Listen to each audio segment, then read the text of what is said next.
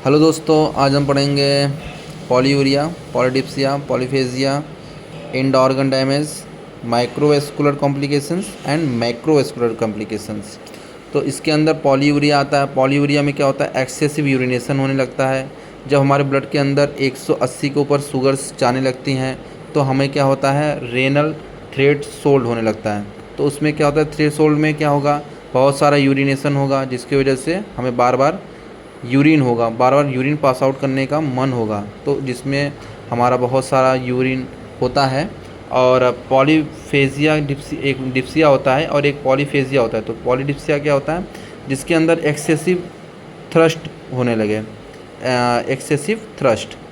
तो जब आपको बहुत सारा एक्सेसिव थ्रस्ट होने लगती है तो क्योंकि ब्लड के अंदर आपका ब्लड शुगर अगर 180 जाने लगा, ये सब डायबिटीज़ मेलाइटस के अंदर होता है अक्सर। तो 180 के ऊपर जैसे ही जाएगा और 180 के ऊपर 200 के ऊपर जब जाता है तो उसमें क्या होता है कि हमारे ब्लड के अंदर बहुत सारे शुगर्स इकट्ठा होने लगते हैं।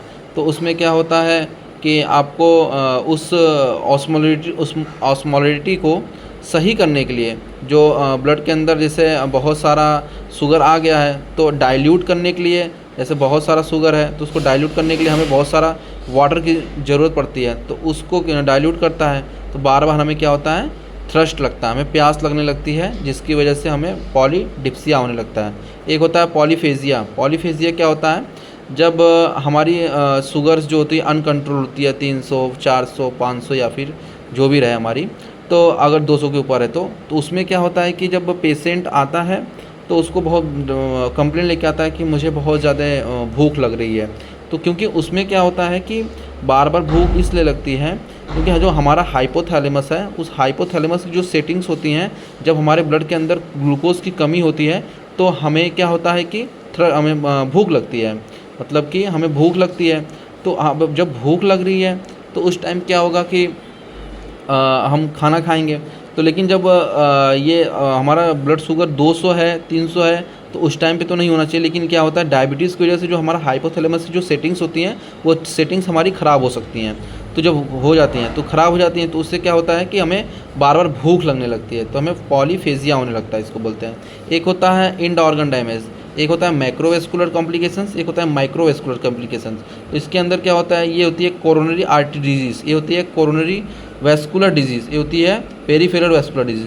तो इसमें क्या होता है, सेरिब्रोवेस्कुलर डिजीज़। तो इसमें क्या होता है कि हमारी जो नसें होती हैं, जो हमारी बड़ी बड़ी नसें जो होती हैं, बड़ी वाली नसें जो लार्ज पार्टिकल्स होते हैं, हमारी जो वेसल्स होती हैं, हमारी आर्टरी होती हैं, तो इसमें क्या होता है कि कॉम्प्लिकेशंस आने लगती हैं। तो इसमें क्या होगा, आपका जो है बहुत सारा आपका कहीं स्ट्रोक हो सकता है, तो कहीं पे पेरिफेरल वेस्कुलर डिजीज़ हो सकती है, थक्के जम सकते हैं इसमें। तो इसमें एथेरोस्क्लेरोसिस होने लगता है। तो इसमें क्या होगा कि पेशेंट आएगा तो उसको चेस्ट पेन हो सकता है और ये सब प्रॉब्लम्स आने लगते हैं। और माइक्रोवेस्कुलर डिजीज़ में क्या होते हैं कि रेटिनोपैथी होगा, नेफ्रोपैथी होगा, न्यूरोपैथी होगा।